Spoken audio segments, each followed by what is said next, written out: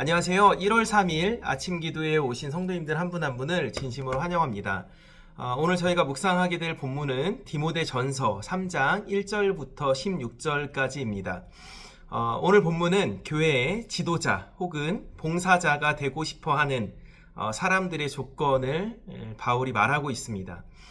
초대교회에는 특별히 직분이 두 가지밖에 없었습니다. 감독과, 오늘로서는 목회자로 볼 수 있겠죠. 감독과 집사로만 나누어져 있었는데요. 지도자 그리고 봉사자들에 대한 겉면으로 바울은 이렇게 이야기하고 있습니다. 제가 한번 읽어드릴게요. 본문에도 나오지만 무엇보다 평판이 좋으며 아내에게 헌신하고 또 침착하며 부침성이 있고 남을 따뜻하게 맞아주는 사람이어야 한다. 그리고 그는 잘 가르쳐야 하고 술을 지나치게 좋아하지 않으며 난폭하지 않고 너그러우며 쉽게 화를 내지 않으며 돈을 사랑하지 않으며 그리고 또 자기 일을 잘 처리하며 자녀들을 세심히 돌보고 또 자녀들의 존경을 받는 사람이어야 한다고 말하면서 마지막에 이렇게 이야기합니다. 자기 일조차 잘 처리하지 못하는 사람이 어떻게 하나님의 교회를 돌볼 수 있겠습니까?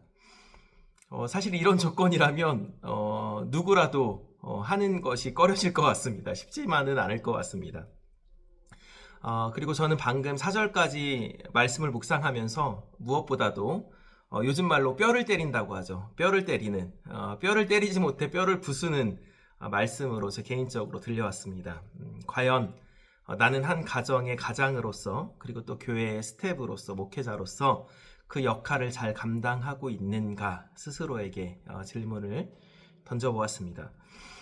저희 아이들이 연년생입니다. 큰아이는 올해 9살이 됐고 그리고 막내아이는 8살이 돼서 이제 학교에 들어갑니다. 한글을 익히고 조금씩 자신들이 궁금해하는 질문들이 많아지고 또 세상에 대해서 또 그 외의 여러 가지 것들에 대해서 궁금한 것도 많아지는 동시에 신체적으로도 정말 왕성한 아이들입니다. 집에 함께 있으면 계속해서 아빠와 장난을 치거나 놀이를 하고 싶어 하는 아이들입니다. 그런데 부끄러운 것은 최근에 아내가 저에게 이야기를 해주더라고요.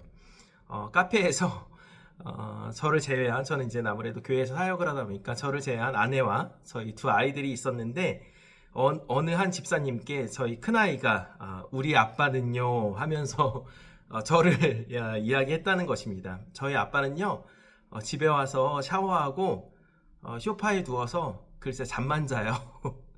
그리고 잠을 자던지 아니면 누워서 핸드폰만 봐요 라고 말했다는 거예요. 심지어 그냥 말하는 것이 아니라 저희 아버지의 모습을 재현하면서, 저희 아빠의 모습을 재현하면서 이렇게 누워서 다리를 한쪽을 들고 이렇게 누워서 핸드폰 하는 모습을 재현했다고 하더라고요.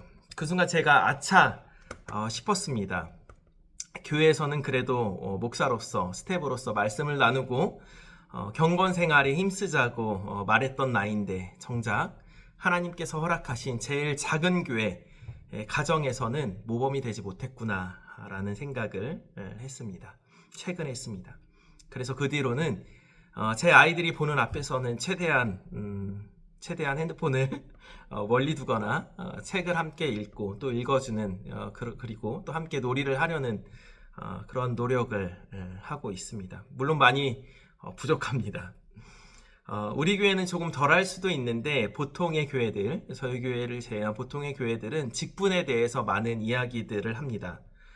장로라는 직분을 받기 위해서 또는 권사라는 직분을 받기 위해서 집사라는 직분을 받기 위해서 부단히 노력하는 모습을 종종 보게 되고 듣게 됩니다. 그러나 그러한 노력으로 받은 직분을 앞세워서 내가 그래도 어느 교회의 장로인데, 그래도 내가 어느 교회의 권사인데, 내가 어느 교회의 집사인데 라고 말하면서 은연중에 나 신실한 사람이야, 나 믿을 만한 사람이야 라는 메시지를 던지곤 하죠. 그런데 정작 자신의 삶과 그리고 가정과 또 직장에서는 모범이 되지 못하는 그러한 모습들을 보게 됩니다. 사실 교회의 직분은 권력과 힘을 부리라고 주는 것이 아니라 교회의 질서를 세우기 위해서, 그리고 또 헌신하기 위해서, 또 섬기는 자리를 그렇게 주는 것이죠. 그러기에 오늘 바울이 이야기하는 지도자와 그리고 봉사자, 집사들의 자격 조건이 너무나도 중요합니다.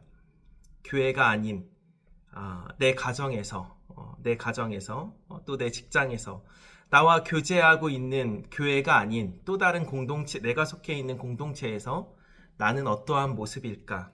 혹시 경건의 모양만을 갖추고 있는 모습은 아닌지 저 스스로도 되돌아보고 오늘 같이 말씀을 묵상하는 성도님들도 자신의 모습을 되돌아보았으면 좋겠습니다. 물론 사람이기에 저도 그렇고 아까도 핸드폰 누워서 하는 그러한 모습들을 가정에서도 보이고 때론 넘어질 때도 있고 실수할 때도 있고 그렇지만 결국 하나님께서 맡겨주신 역할에 충실하고자 또 본이 되고자 하는 그런 신앙인으로서 본이 되고자 하는 모습을 보여주고자 하는 그 마음을 하나님께서 그 마음을 귀하게 여기신다고 말씀을 묵상하면서 생각해 보았습니다. 그리고 그분께 주님 나 이렇게 살고 싶어요. 주님 나 주님의 자녀로서 이렇게 모범이 되는 삶을 살고 싶어요. 주님 그냥 경건의 모습만 갖추는 것이 아니라 모양만 갖추는 것이 아니라 내 마음 깊은 곳에서 주님을 사랑함으로 인해서 자연스럽게 누가 시켜서가 아닌 어떤 타이틀을 갖고자 함이 아닌 내 마음의 순수한 마음으로 주님을 사랑하기에 그렇게 봉사하고 그렇게 섬기고 싶어요 라고 고백할 때 주님께서 우리의 마음을 주관해 주실 줄이라고 믿어 의심치 않습니다. 그리고 바울은 오늘 본문 마지막에 우리의 생명 되신 예수님을 소개하고 있죠. 분명히 소개하고 있습니다. 그분은 사람의 몸으로 나타나시고 보이지 않는 성령에 의해 의롭다고 인정받으셨으며 천사들에게 보이셨고 모든 사람 가운데 선포됨으로 온 세상이 그분을 믿었고 그분은 하늘나라 속으로 들려 올라가셨습니다. 라고 바울은 예수님을 증언하고 있습니다. 결국 인간의 몸을 입고 오신 그 예수님 때문에 우리가 교회를 세워가는 것이고 봉사하는 것이고 교회의 존재의 이유이지 않을까 싶습니다. 교회는 오늘 본문에도 나와 있지만 살아계신 하나님의 집이며 진리의 기둥과 터입니다. 교회 안에서 때로는 공동체 안에서 무슨 일을 하더라도 무슨 봉사를 하더라도 내 안에 예수님을 영접하고 그분이 나와 함께 하신다는 그 믿음을 가지고 봉사하고 섬기고 내가 처한 상황에서 신앙인으로서 최선을 다하는 저와 성도님들이 되었으면 좋겠습니다. 그리고 또 한 해가 시작되었습니다. 올 한 해만큼은 다른 무엇보다도 주님과의 관계가 친밀해지고 깊어지는 저를 비롯해서 저와 우리 성도님들 또 우리 교회 가족들 공동체가 되었으면 좋겠습니다.